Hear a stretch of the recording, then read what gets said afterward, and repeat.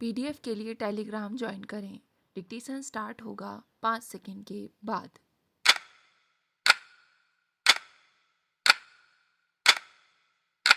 महोदय, आज देश में राष्ट्रभाषा के लिए अन्य संगठन भी प्रयासरत है। यह एक अच्छी बात है।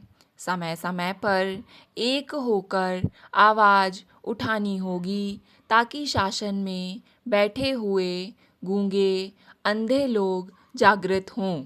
आज आवश्यकता है मिलकर काम करने की।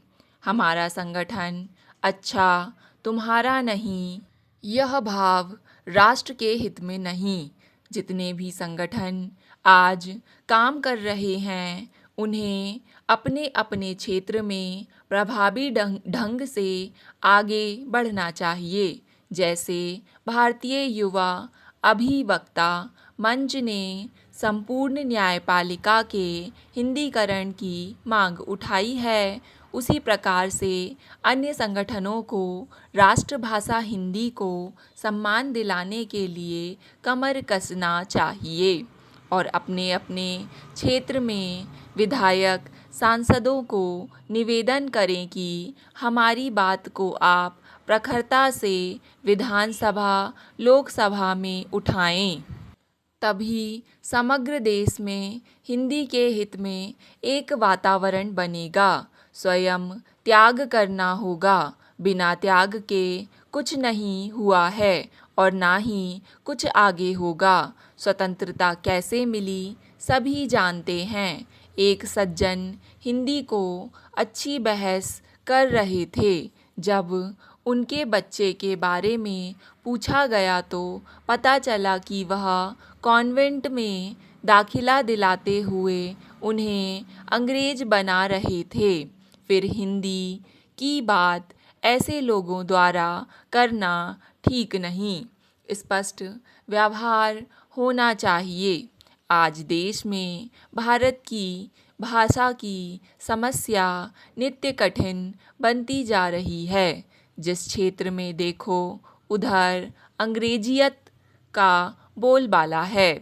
रेडियो, टीवी क्या अंग्रेजी को कम परोसते हैं। सभी अंग्रेजी में जब बोलते हैं, यह नीति देश के हित में नहीं। नेताओं की भी अच्छी तरह समझ लेना चाहिए। वोट हिंदी से मांगते हैं, फिर काम अंग्रेजी में क्यों?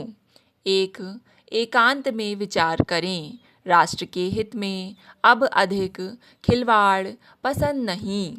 हिंदी प्रेमी संगठनों को भी अब शीघ्र सक्रिय होना चाहिए और अपने अपने क्षेत्रों में हिंदी भाषा को सम्मान दिलाएं। भारतीय संस्कृति और हिंदी भाषा को किसी भी तरह अपमानित ना होने दें। आज पाश्चात्यता का प्रहार हमारे देश पर हो रहा है और फिर भी हम हाथ पर हाथ रखकर बैठे रहे तो इससे बड़ा दुर्भाग्य और क्या होगा। देश के सभी अधिवक्ताओं से विनम्र प्रार्थना है कि वह अपनी बात हिंदी में करें एवं समस्त कार्यवाही को वह अपनी राष्ट्रभाषा में ही अपनाएं। उनका यह तर्क हो सकता है कि अंग्रेजी के बिना कुछ नहीं होगा, किंतु यह एक भ्रम है। कई वरिष्ठ अभिवक्ता हिंदी में बहुत अच्छी वकालत करते हैं और अधिक सफलता भी उन्हें प्राप्त होती है। जो लेखक हैं उन्हें हिंदी में अधिनियमों को सरल रूप में लिखना चाहिए, तभी इस राष्ट्र का गौरव बढ़ेगा। नकलची बनकर देश का स्वाभिमान कोई भी कभी भी ऊंचा नहीं कर सकता। आज समय की मांग है कि अपनी अस्मिता को बचाओ। विदेशी भाषा से इतना प्यार करो कि अपनी संस्कृति, सभ्यता, भाषा की मर्यादा ही नष्ट हो जाए। यह भारत देश अपना है। मिलकर विचार करें कि इसे महान कैसे बनाया जाए। हम कुछ नहीं कर सकते, ऐसा विचार ठीक नहीं है। महोदय, हम क्या नहीं कर सकते, ऐसा विचार राष्ट्रहित में सभी को करना है। सभी प्रयास करें कि अधिक से अधिक निर्णय हिंदी में लिखे जाएं। इसमें कुछ कठिनाई हो सकती है, लेकिन उस कठिनाई को सरल करना अपना ही काम है। जब देश की अस्मिता पर गहरी चोट हो रही है, तब हम क्या मौन होकर चलते रहेंगे? अपनी बात अपने ढंग से कहनी ही होगी। नौकरी लगे या चली जाए, इसकी चिंता नहीं। इस प्रकार से जब आप सभी मिलकर विचार करेंगे तो फिर संपूर्ण न्यायपालिका के लिए आंदोलन चलाने की ज़रूरत नहीं। अपने राष्ट्र में अपनी भाषा के लिए आंदोलन करना ठीक नहीं है। यह भी सभी के लिए लज्जास्पद बात है। आप लोग आज से ही राष्ट्रभाषा के लिए अपना अद्वितीय प्रयास करेंगे, ऐसा मुझे पूर्ण विश्वास है। जनता जनार्दन से बढ़कर कोई नहीं। उसकी शक्ति जागृत हो जाती है तो विशाल समस्याएं क्षण भर में समाधान के रास्ते पर, दरवाजे पर अपनी दस्तक देती है। कई ऐतिहासिक परिवर्तन हुए हैं। जनता के द्वारा आज उनसे भी प्रार्थना है कि देश के सामने अगर कोई गंभीर चुनौती है तो वह राष्ट्रभाषा की। इसके लिए सभी को एक मत होकर गुलामी की भाषा को भगाना है। अपनी भाषा का आए दिन अपमान हो रहा है।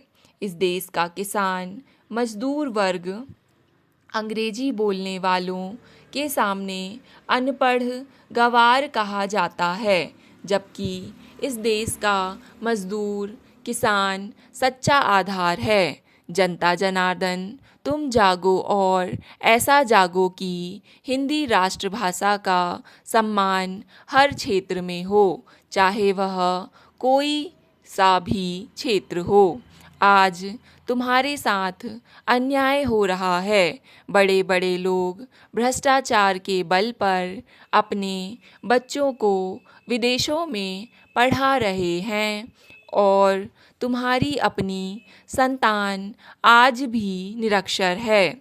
स्वयं जागरण करना होगा, तभी तुम्हारा यह देश भारत रहेगा, अन्यथा इंडिया हो जाएगा। राजधानी दिल्ली में इंडिया गेट बनाया गया है। उसे हिंदुस्तान का दरवाज़ा नहीं कह सकते, क्योंकि अंग्रेजी बोलने वाले लोग मूर्ख कहेंगे। ना जाने हम भारतवासियों को कितने प्रकार से भ्रम में रखा गया है, ताकि यह सच्चाई की चौखट तक नहीं पहुंच सके। बल्कि ऐसा प्रयास किया जा रहा है कि भारत को आर्थिक रूप से फिर गुलाम बना लिया जाए, ताकि फिर यह अपनी बात अपने ढंग से ना कर सके। भारतीय इतिहास इसका साक्षी है कि यहाँ पर वीरों की, विद्वानों की कमी नहीं है।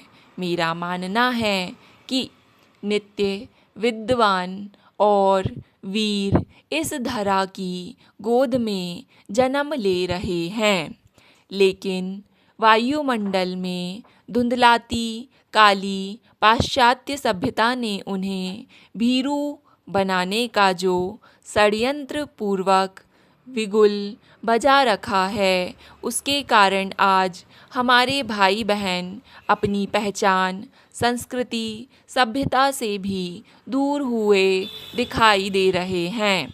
एकात्मता की शक्ति देश से क्षीण हो रही है। देश सेवा के लिए कोई विचार नहीं करना चाहता क्योंकि उसकी मानसिकता वर्तमान में सुख वैभव को बटोरने में लगी है, किंतु अंत में उसे मिलता कुछ नहीं है। स्टॉप। डिक्टेशन पसंद आए तो वीडियो को लाइक तथा चैनल को सब्सक्राइब करें।